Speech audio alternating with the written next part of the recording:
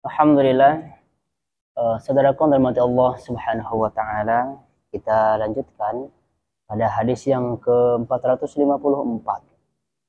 Wa anhu qala Rasulullah sallallahu alaihi wasallam, sab'atun yuzillumuhumullahu fi zillihi yauma la zilla illa zilluh.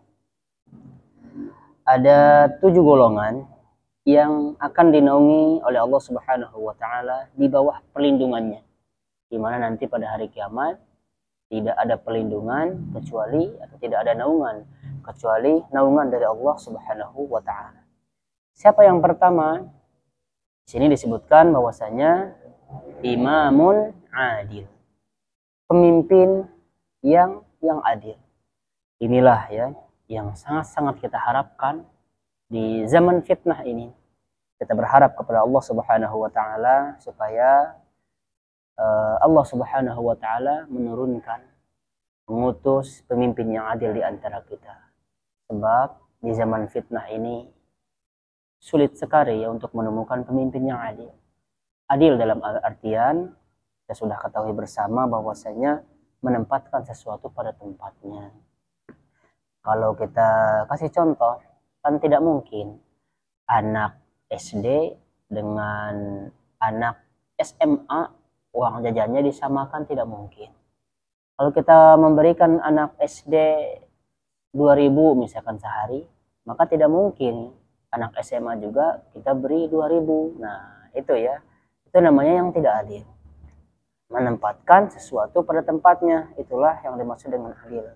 Pemimpin seperti inilah ya yang akan mendapatkan naungan nanti di hari kiamat. Lalu kemudian yang kedua, wasyabbun nasya'a fi ibadatillahi ta'ala. Pemuda yang giat beribadah kepada Allah Subhanahu wa taala. Inilah yang mendapatkan naungan nanti di hari kiamat. Bayangkannya pemuda kalau di zaman fitnah sekarang mereka giat beribadah kepada Allah Subhanahu wa taala. Di samping itu dia menghadiri kajian-kajian. Nah, ini sangat jarang ya di antara kita sekarang anak-anak muda.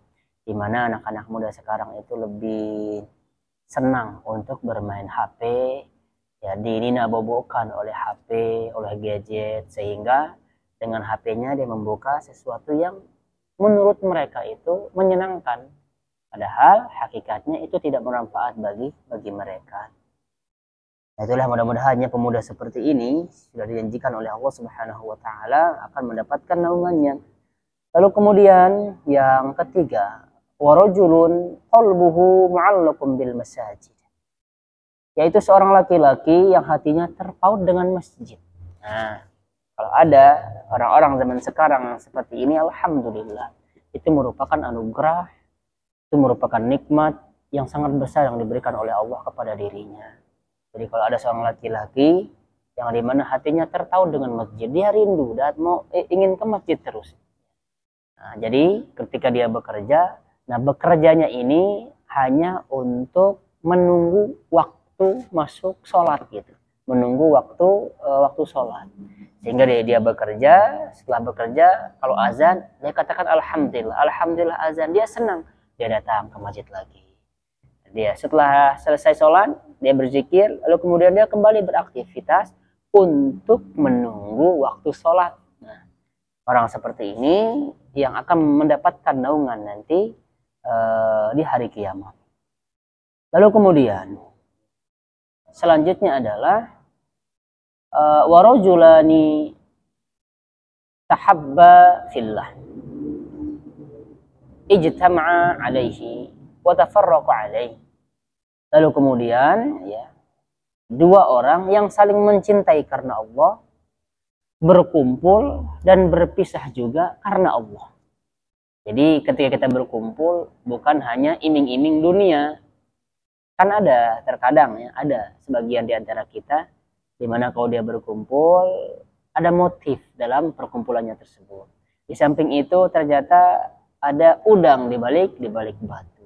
Nah, ini perkumpulan yang tidak baik ya. Maka orang-orang yang ketika dia berkumpul niatnya karena Allah Subhanahu wa taala, lalu kemudian dia berpisah karena Allah Subhanahu wa taala, maka orang-orang seperti ini yang akan mendapatkan naungan nanti di hari kiamat. Bahkan ketika di riwayat yang lain disebutkan bahwasanya ketika ada seseorang yang menyebut saudaranya, dia ingin bertemu dengan saudaranya semata-mata karena dia cinta karena Allah, dia cinta saudaranya tersebut karena Allah Subhanahu wa taala. Nah, oleh karenanya dia didoakan oleh malaikat, semoga engkau diberikan kebaikan, semoga engkau selalu dalam kebaikan, sesungguhnya engkau sudah membangun rumahmu di surga. Itu karena dia mengunjungi saudaranya, karena dia cinta saudaranya tersebut karena Allah. Begitu juga kalau benci, bencilah karena Allah. Selanjutnya, orang yang mendapatkan naungan nanti di hari kiamat adalah warajulun da'athum ra'atun dzatu mansibin wa jamalin faqala inni akhafullah. Nah, Masya Allah, luar biasa ya. Jadi seorang laki-laki yang dirayu oleh seorang wanita bangsawan, seorang wanita yang cantik, dia dirayu laki-laki. Bayangkan, laki-laki mana yang sekarang yang tidak terjerumus, laki-laki mana yang sekarang yang tidak mau dirayu oleh wanita cantik, wanita bangsawan, diajak untuk berzina, tetapi laki-laki ini mengatakan saya takut kepada Allah. Inilah orang yang mendapatkan naungan nanti di hari kiamat, di mana pada zaman sekarang, zaman fitnah ini sangat-sangat jarang kali ya, atau satu di antara 1000 laki-laki atau anak muda, yang dimana anak-anak muda nafsunya itu lagi menggebu. Ketika diajak oleh perempuan cantik, bangsawan, diajak berzina, maka kemungkinan besar dia akan mau. Tetapi kalau laki-laki yang menolak dan dia katakan dia takut kepada Allah, maka orang seperti inilah yang mendapatkan naungan nanti di hari kiamat.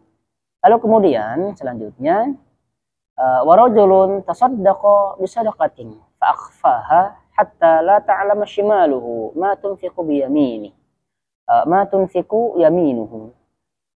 Lalu kemudian laki-laki yang dimana ketika dia bersedekah dengan tangannya, lalu kemudian dia tangan kirinya tidak mengetahuinya, begitu ya, yang menyedekahkan hartanya dengan sembunyi-sembunyi sehingga tangan kirinya tidak tahu. Bukan berarti ya ketika kita mau bersedekah tangan kiri kita sembunyikan di belakang, bukan ya. Artinya kita jaga niat kita jaga hati kita semata-mata ikhlas karena Allah Subhanahu wa taala. Kemudian yang terakhir, wa rajulun dzakarallahu khaliyan fafadat 'aina. Dan seorang yang mengingat Allah Subhanahu wa taala tatkala dia dalam kesunyian, ketika tatkala dia kesendirian, lalu kemudian berlinanglah air matanya. Inilah orang yang mendapatkan naungan di hari kiamat. Mudah-mudahan kita termasuk orang-orang yang mendapatkan naungan nanti di hari kiamat.